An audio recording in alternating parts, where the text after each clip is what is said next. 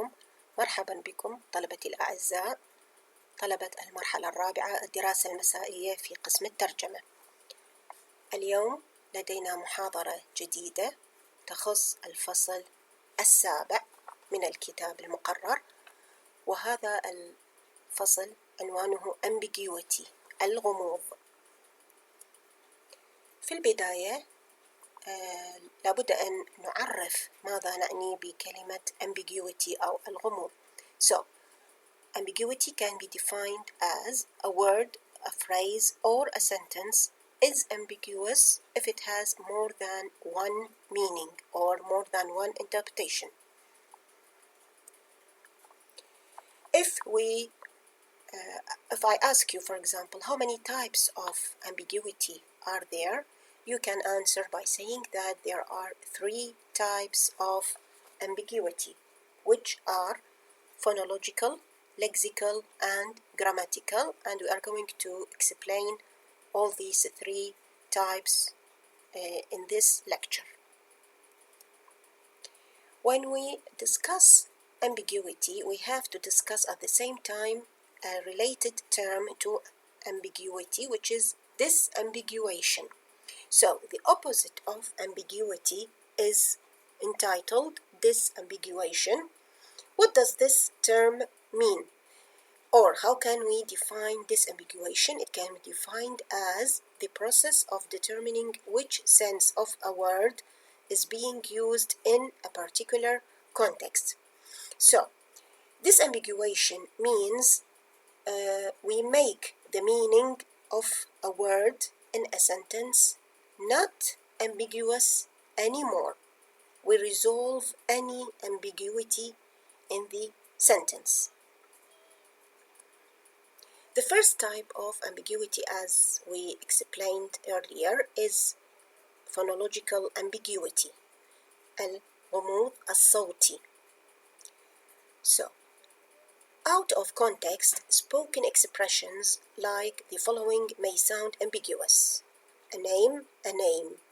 So, when we talk or using utterances in connected speech, this type of ambiguity may arise.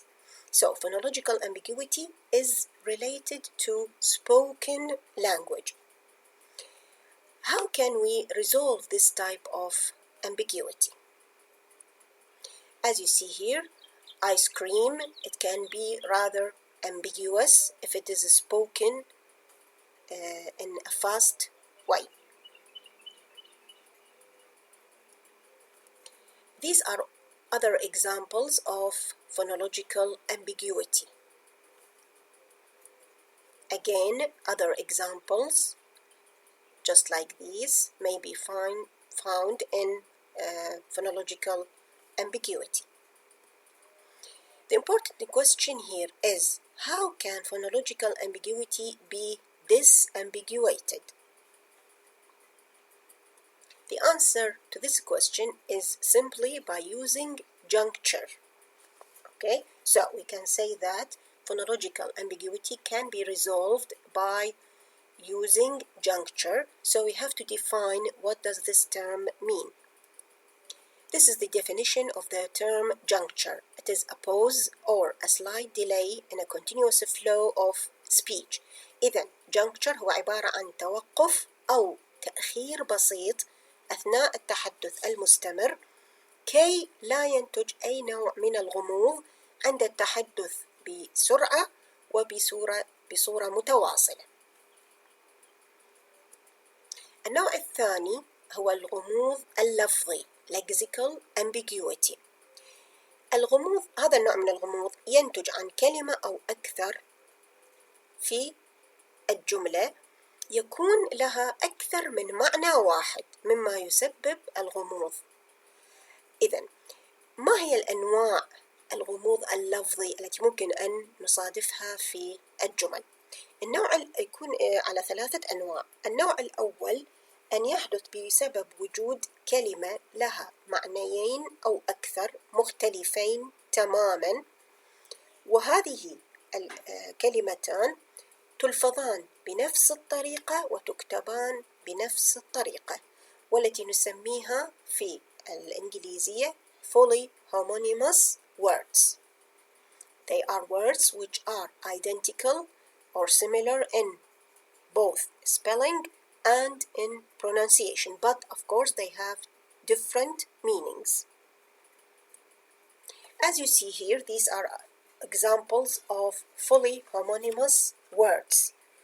For example, the word liver.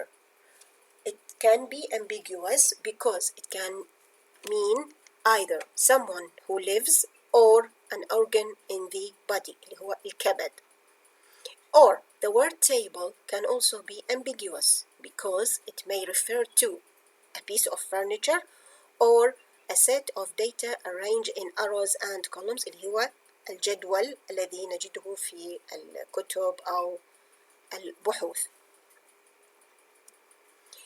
These are other examples of lexical ambiguity which is caused by fully homonymous words. For example, the word drawing أما أنه معناها يسحب أو معناها يرسم. He lives near the bank. Of course, the word bank is very ambiguous if we don't have the context in which it is used, because it means either the side of the river or the place where people can keep their money. Other examples of fully homonymous words which cause ambiguity, the word can.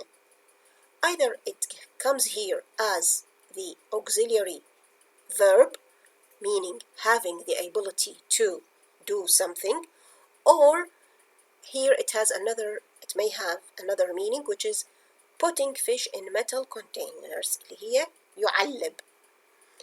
The word spring, as you can see here, it can have 4 different meanings. Okay, this will create ambiguity if we don't have the full context in which it is used. Also, the word cranes, either it refers to a large, tall machine used for moving heavy objects, اللي هي الرافعات, or it may refer to a kind of bird which is long-legged and long-necked. So the shape of this bird is just like the machine. The other example is the word grave. Okay, also it can mean as a hole dug in the ground to receive a coffin or dead body, or it can be used as an adjective to mean someone who is serious, جدي.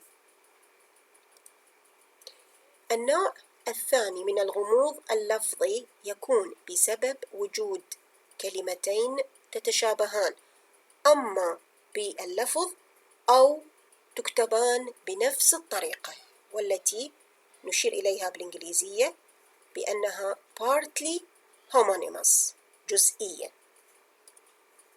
لاحظوا الأمثلة. souls اللي هي تلفظ بنفس الطريقة ولكن تكتب بطريقة مختلفة.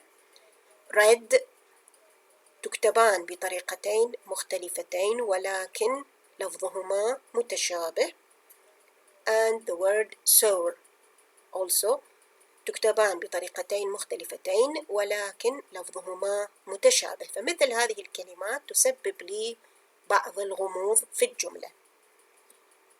النوع الثالث من الغموض اللفظي يكون بسبب وجود polysemic words اللي هي كلمات أو كلمتين لهما معنيين مختلفين لكن يوجد نوع من الترابط بين هذين المعنيين.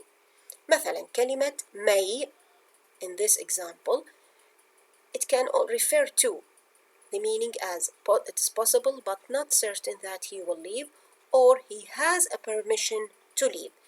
فنلاحظ هنا أنه المعنيين مترابطين، لذلك نصنف كلمة may بأنها polysemic word. ملاحظة أرجو منكم الانتباه إليها. In certain cases, the ambiguity of an utterance is the result of the ambiguity of more than one word.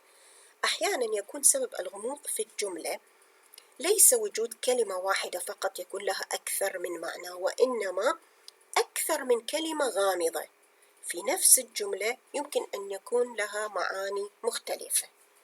فلنرى مثالا على ذلك. The sons raise meat. All the words except the article will sound ambiguous if taken out of context. هذه الجملة كل الكلمات فيها ما عدا أداة أداة التعريف، كل الكلمات الثلاثة الباقية اللي هي sun وraise وmeat ممكن أن تكون ambiguous إذا لم تكن موجودة ضمن سياق محدد. فبدل أن نقرأها كما في الجملة الأولى ممكن أن تسمع the sons raise meat في الجملة الثانية. فبهذه الحالة لدينا ثلاث كلمات ممكن أن تسبب غموض في نفس الجملة. النوع الثالث من الغموض هو الغموض القواعدي grammatical ambiguity. Ambiguities may arise out of grammatical devices when syntactic structures can be interpreted in more than one way. أي أن الغموض في هذه الحالة ليس بسبب معنى إحدى الكلمات، ولكن بسبب التراكيب النحوية التي قد تكون أحيانا غير واضحة تماما، مما يسبب أن يكون لها أكثر من تفسير. لاحظوا الجمل أو الأمثلة التي تشير إلى الغموض القواعدي. He killed the woman with a pistol.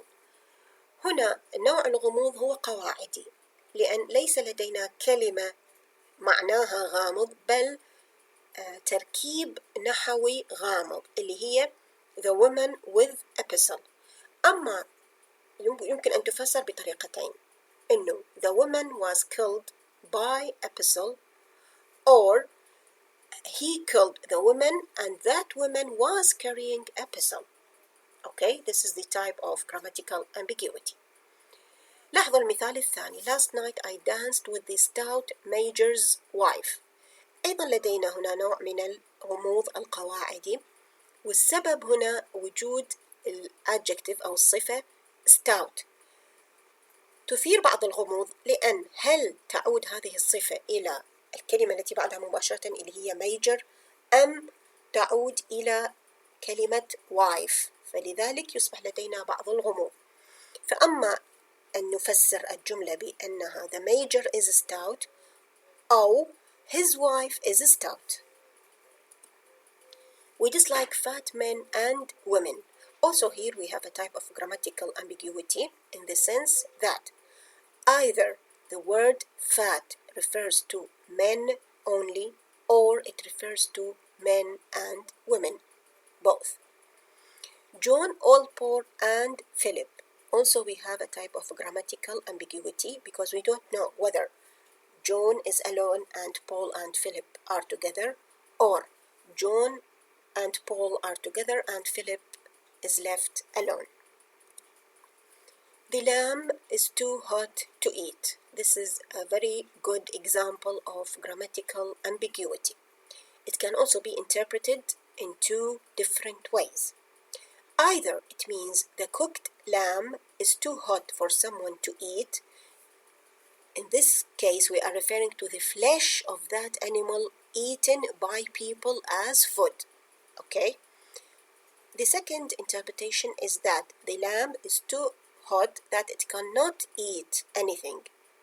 So in this case, it refers to the living young sheep who has got a fever, maybe, so it cannot eat its food. Flying planes can be dangerous. Okay?